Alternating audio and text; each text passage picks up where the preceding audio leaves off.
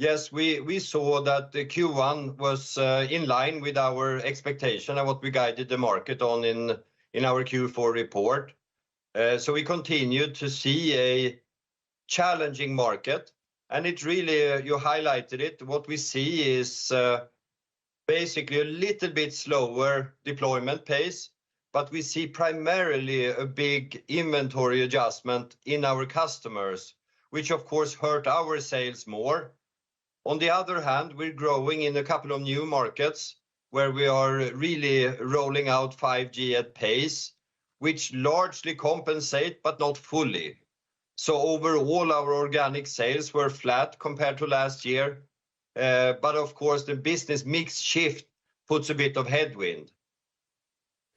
Börje, I'm going to go straight to the issue for me in many ways. Your shares have been an absolute disaster for the last couple of years as well. What are long-term investors such as Investor, and we know that they are stalwart investors regardless, and short-term investors, activists like Seven, what are they saying to you need to do that you're not doing?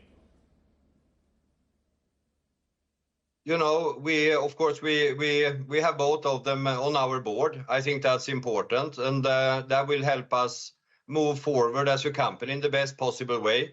Of course, it is and we've said that about 2023, it is a difficult market. We are in a 5G cycle, which of course the US and North America and a couple of other front-runner countries around the world have rolled out 5G at pace. And now we see that that's shifting over to new markets where we're having large sales growth. But of course, it is a challenging business mix. I wouldn't say anything else because the new contracts have a lot of service content. That tends to be putting pressure on margins.